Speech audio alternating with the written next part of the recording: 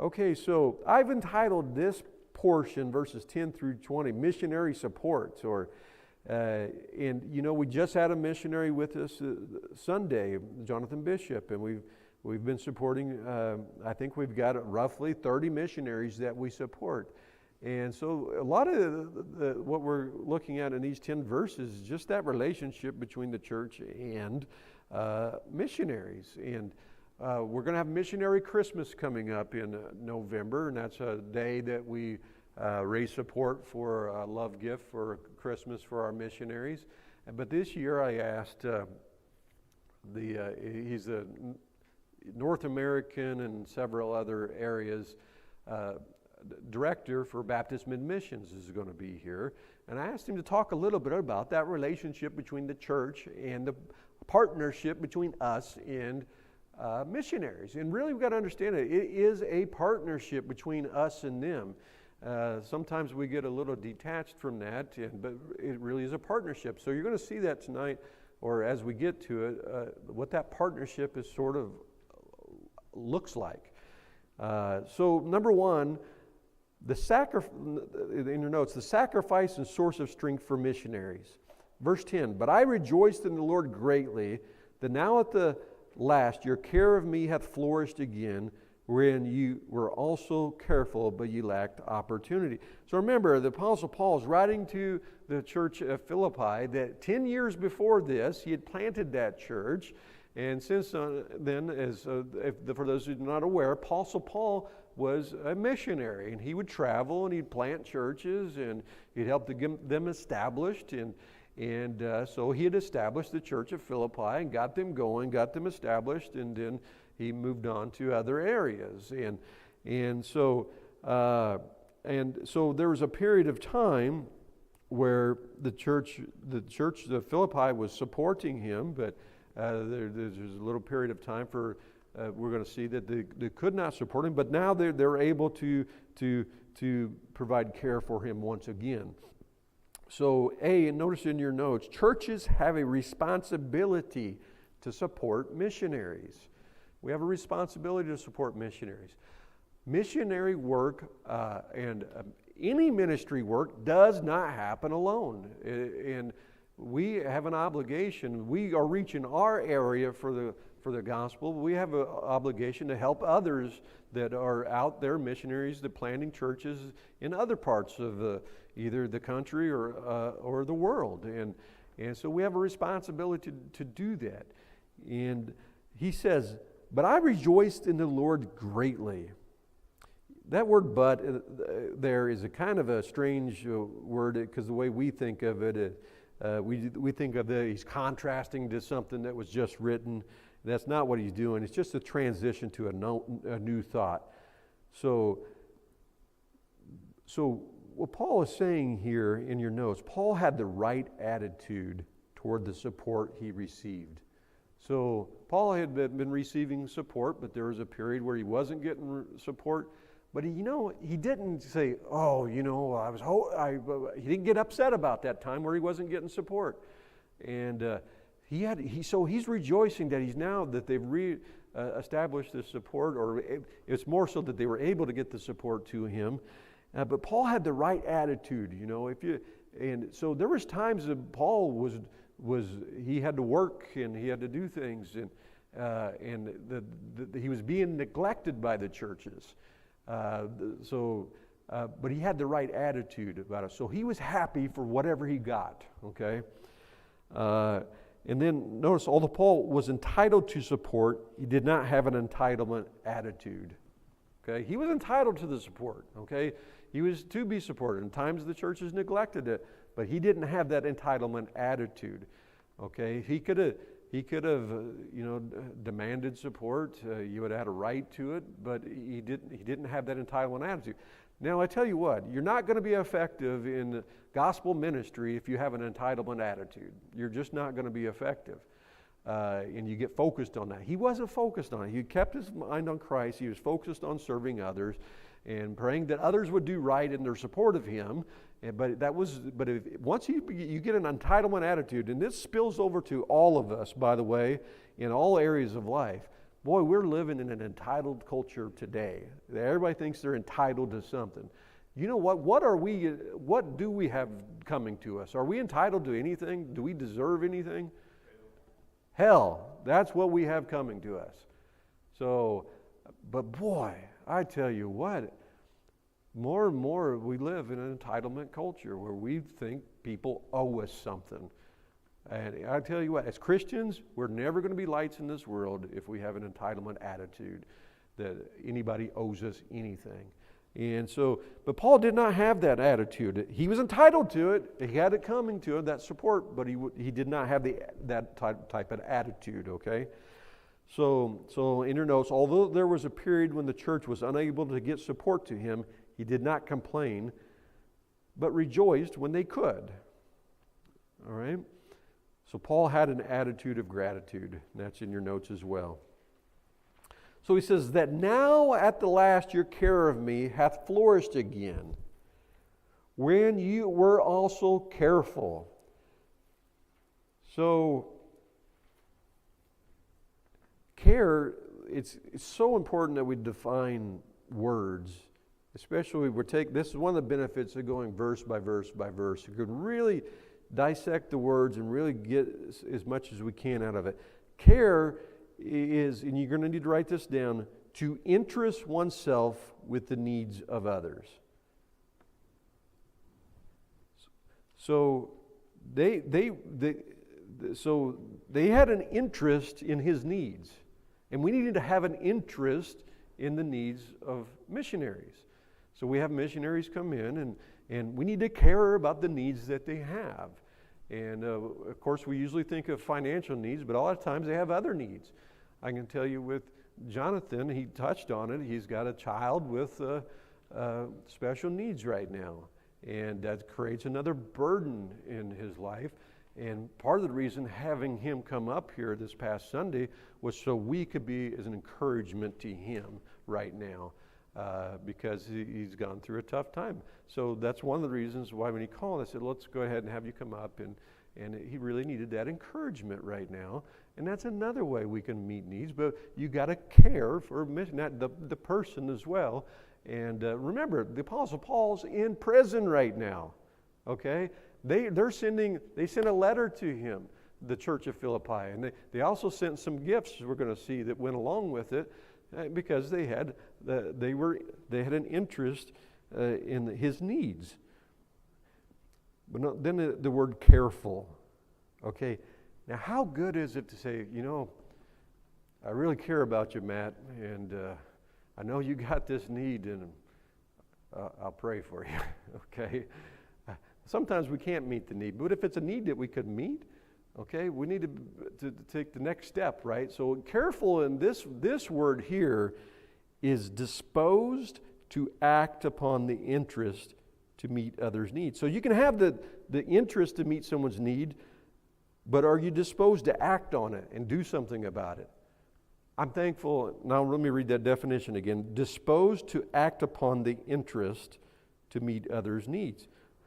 Are we on the ready to help out when we can? I'm thankful that we have the missionary letters that come in each month. There's roughly 30 of them. That's a lot to read. I'm not able to read them all, to be honest, and Tammy does. And as they come in, and many of you maybe get the email that we try to send once a month with an update with their prayer requests and their needs.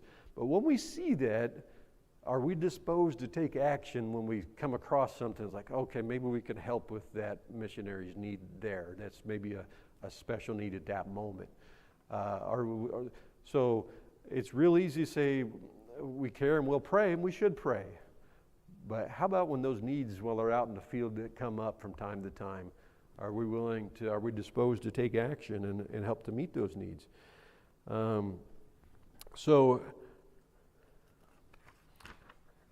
But he says, okay, you cared, you were disposed to help, but he acknowledged this. The humility of Paul amazes me at times. He says this, but you lacked opportunity. He said, although they had the desire and the willingness to offer support, Paul recognized for a period there was no opportune time for them to do so. We don't have a lot of details, but for some reason it wasn't working out. okay? Now imagine this. It wasn't the time where they had FedEx, where you just overnight something, a care package to someone. Okay, he was moving around too. I don't know the details. For whatever reason, it wasn't working out. They had the desire, but he recognized, it just wasn't working out. He didn't say, oh, you should have worked harder. You could have found a way. He didn't have that attitude. He said, I recognize it just didn't work out. Okay, what kind of attitude do we have, towards others? But understand this. Paul was practicing love here. He was giving them the benefit of the doubt. That's part of love, right? As you give others, it would have been really easy for him to say, well, you really don't care about me. Here I'm in prison. No one cares about me. I've had these needs, but he didn't do that. He gave them the benefit of the doubt. It just wasn't working out. That's okay. All right? You've been around folks like that it's just really hard to offend them, and that's okay, it just didn't work out. What does that make you want to do when that happens? Okay, boy, I really want to try harder to help out when I can, especially for those people. So, next B, Paul was content with whatever support he received. Notice in verse 11, not that I speak in respect of want, for I have learned in whatsoever state I am therewith to be content. So what he's saying is when he says, not that I speak in respect of wants, he says, I do not bring this up because I was concerned about my own needs. He said, I'm not even talking about this because I've been concerned about my needs. Although Paul had needs, he had legitimate needs. This is key for all of us. We all have some needs, right? And let's just put it into our own lives. We're not all missionaries here as far as this type of missionary. We're missionaries nonetheless. But just in our own lives, you have needs. But Paul was not focused on himself. Here he's in prison. He's still not focused on himself. And there's many times in his ministry. I promise you, if you want to be effective for Christ and serving Christ, and whether it's in your home or whether it's in the church or how have you cannot be focused on yourself. If you get focused on yourself, you're in trouble. So although Paul had needs, he was not focused on himself but others. So he's not bringing this issue up because of he wanted any attention on the needs that he's had. But understand this, how can you do that? When you've got needs and sometimes they're not being met, how can you keep serving Christ? How can you keep doing it? He's given us the secret here. He learned something. He was able to stay focused on others because he had learned to be content with whatever he had or did not have. He was not focused on his bank account. He was not focused on how much food was in his fridge. Now, he didn't have a fridge on his backpack and walking around. No, he didn't have that. He didn't have a bank account. But he wasn't focused on those things. He was content whether he had a lot or he had little. And because he was learned to be content, by the way, we all got to learn it. It's not our flesh is opposed to this. But content, though, this is key. This is where the definitions really help. You're going to want to write this down. Content is a mind at peace with your circumstances. That really helps to drive it home. You're not content if you're complaining, okay? So you got your circumstances, aren't maybe the way you want them to be. By the way, we're going to see if we get to it tonight, even when there's an abundance, that can be a real temptation the other way. So he learned to be content whether he had a lot or he had little. Do you ever know, we don't think about it being content when we have a lot. Okay, like, oh, I'm content because I got $1 million in the bank, you know. We think of content only when we have a little. But no, it's a mind at peace with your circumstances, no matter what. So in other words, when he had an abundance, he didn't get super excited and, his confidence wasn't in that. So his peace didn't come from his circumstances. He had a peace of mind no matter what his circumstances was. He was content. Boy, I've shared this story before, but it reminds me, when I first got saved, it was like, the details are getting a little foggy, but I just moved up to Rantoul, and I'd sold my house or I rented it to my brother and back home to my brother, and I just left the furnishings there. There was nothing worth hauling up here, trust me. It was cheap stuff, so I just left it there. And so for a while, I just used an air mattress on a hardwood floor. And they weren't as good as they are now, the air mattresses then. But I got saved. And I tell you what, I remember the first few nights, I'm like going to bed, and I've just got, if there was a picture, I think there would have been a smile on my face as I'm falling asleep. Just joy and peace. And I tell you what, and I'm sleeping that night, and the air mattress goes, zzz, and next thing you know, I'm waking up on the floor. Got to work early in the morning. And the old me would have been complaining. Oh, hardwood floor, I can't sleep, gotta get up in the middle, I gotta air this thing up. And then, you know what? That was my first time in life experiencing genuine, real contentment. It didn't bother me, okay? I didn't get all upset, I just dealt with it, got it aired back up, or tried to, I don't remember. But it just really distinct. But you know why it's distinct in my mind? Because that wasn't me, okay? That was the new. That was Christ in me. We can be content.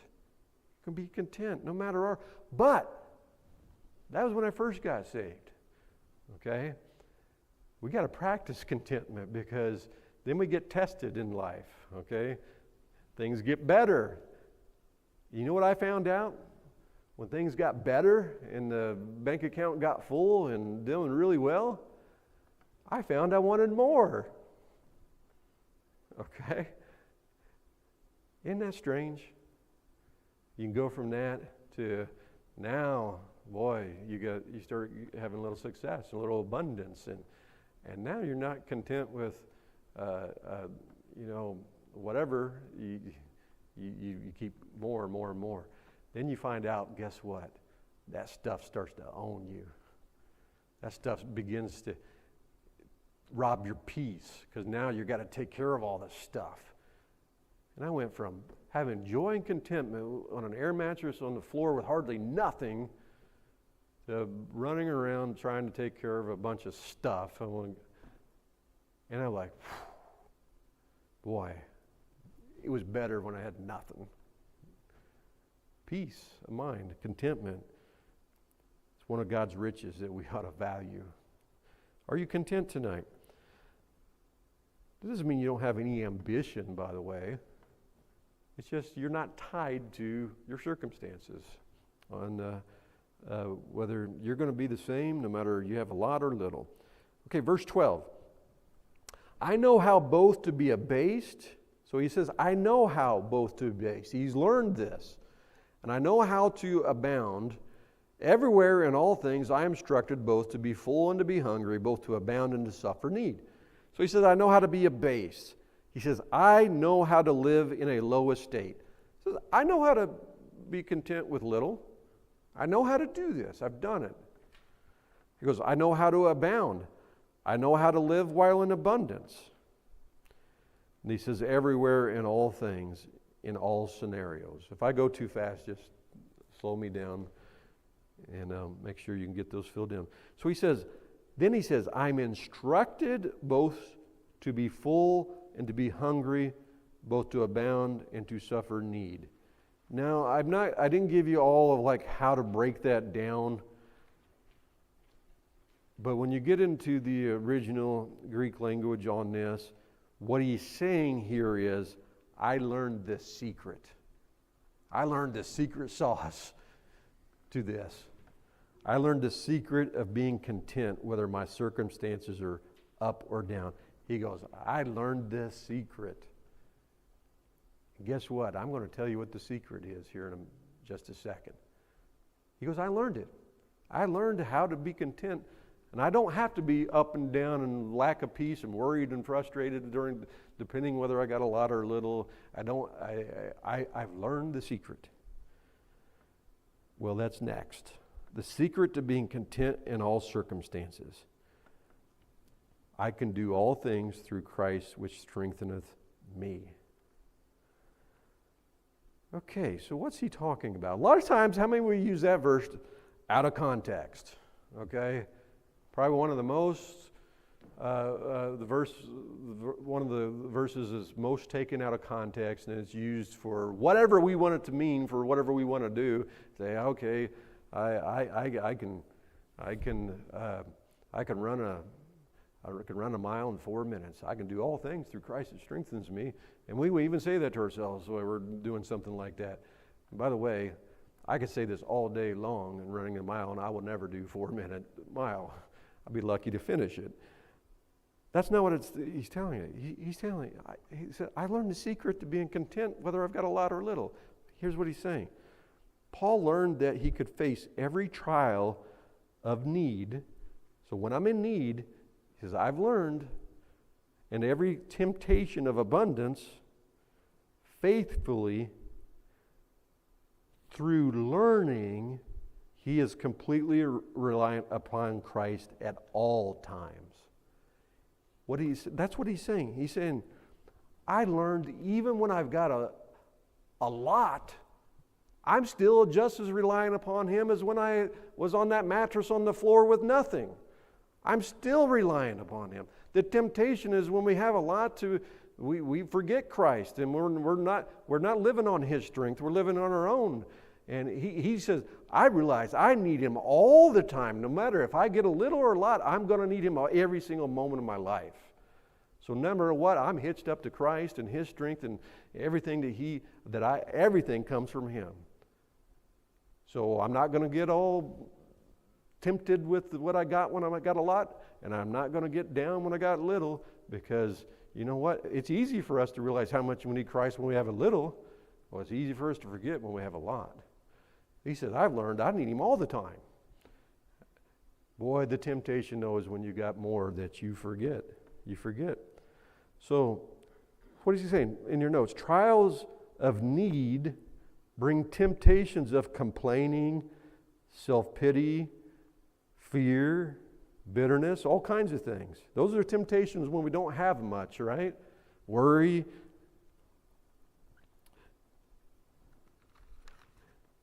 But temptations of abundance bring temptations to be proud and self-reliant.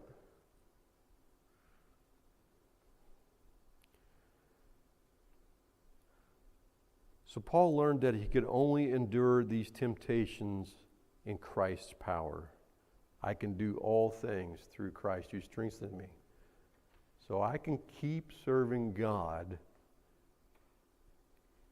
And my ability to serve him is not dependent upon whether I got a lot or a little.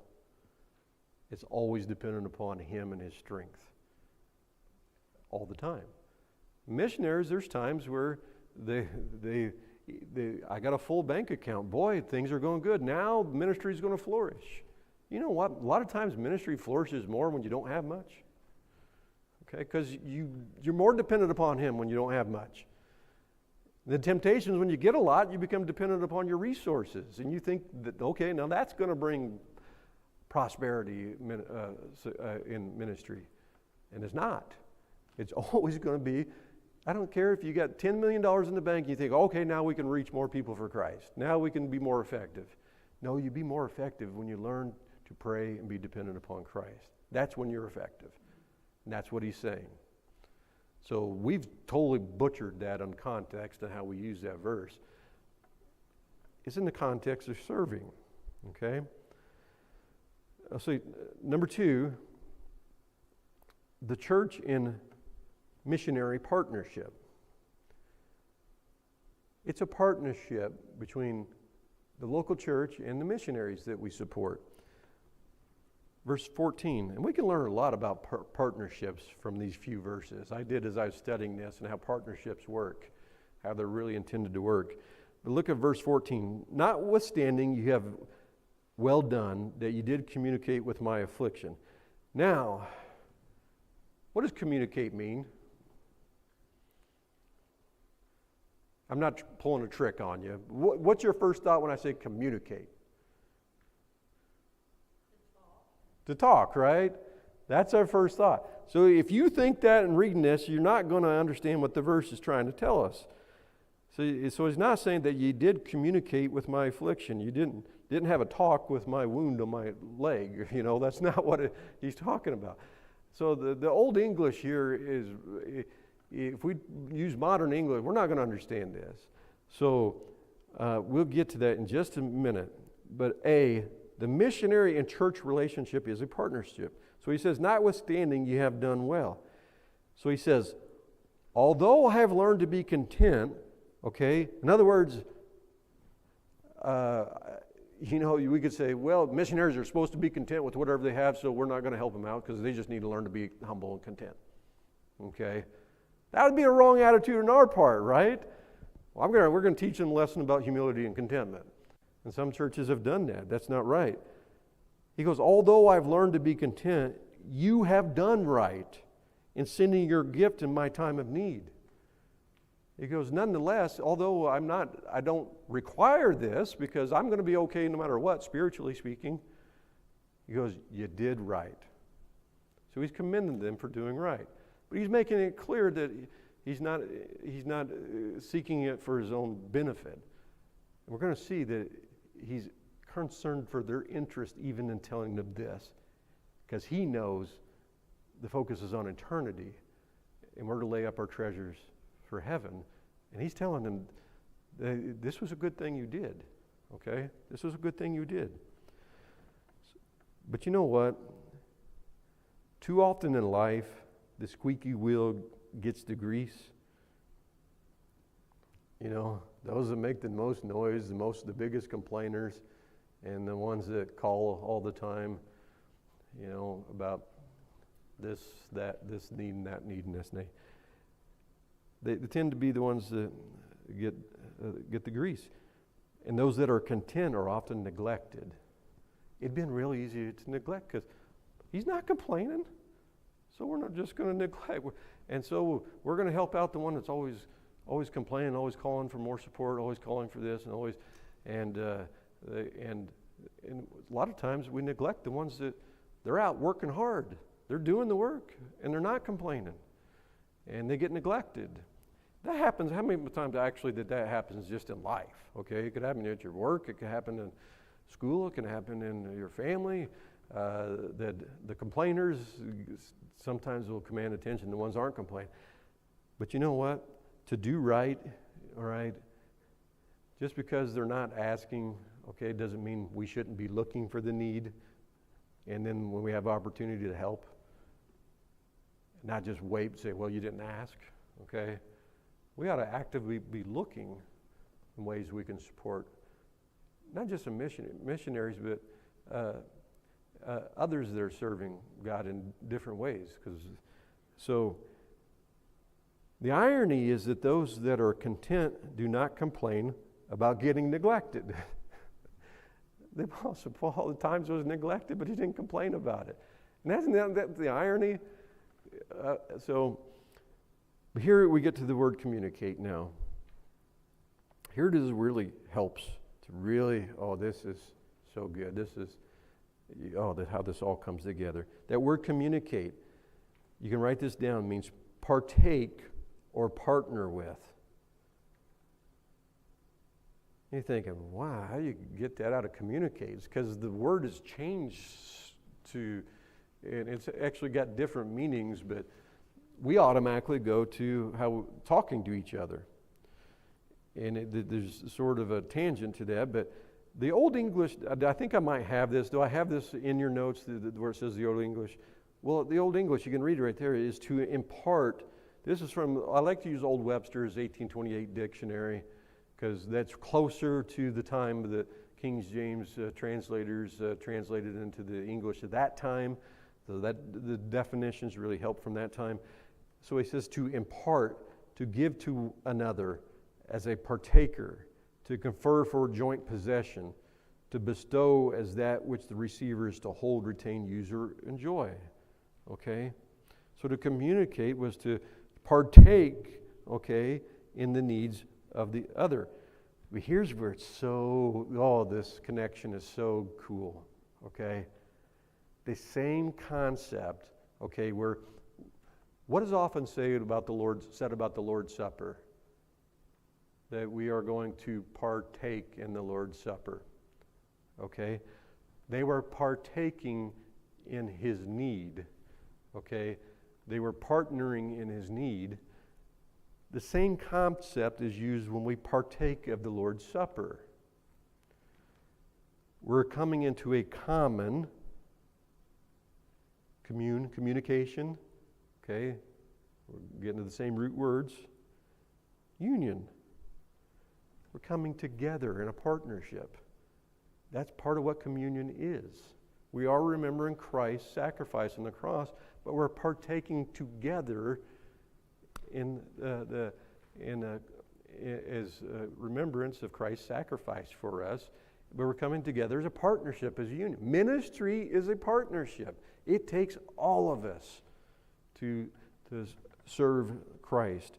And we see that reflected in the missionary church relationship here. But it applies to the church body as well.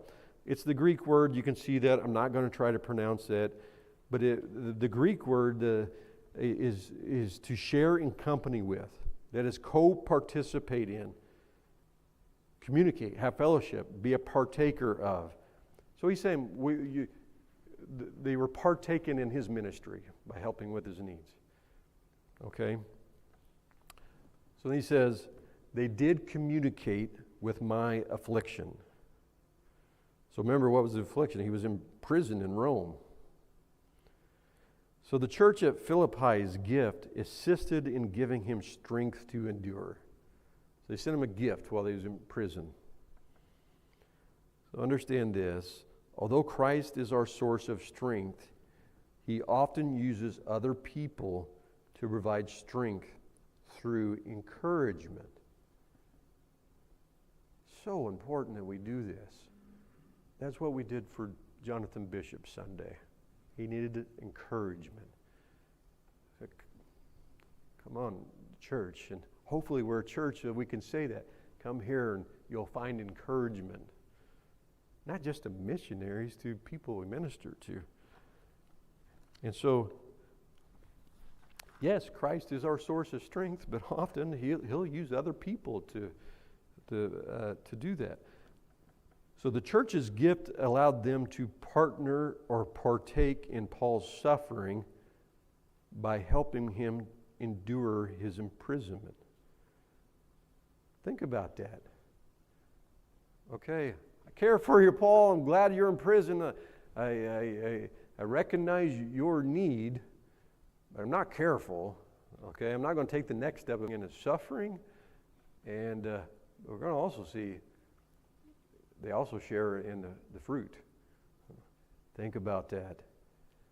Folks, one day we're going to be in heaven. We're going to go, look at all the opportunities we missed to lay up treasure in heaven because we did not partner in action with people. And there will be some regrets, I believe. But we don't have to, though. We don't have to have that regret. Start today in participating in ministry by encouraging those that are serving, and serve yourself. Okay? You can do the opposite.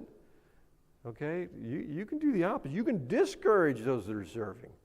You can neglect as well. In your notes, when we support a missionary, we become a partner in the work.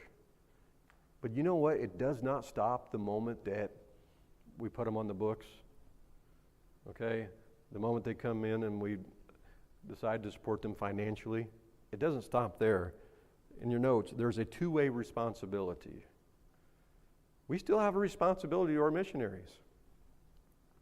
We're responsible for helping meet their needs and they are responsible for communicating what is going on with them. So there's a two-way responsibility.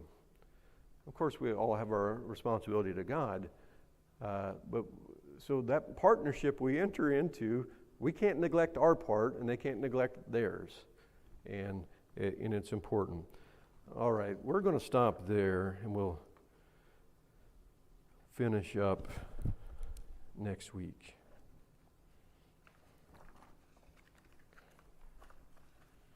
I will give you B real quick.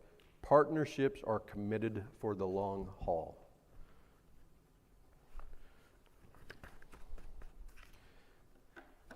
We certainly can apply that to all of our partnerships.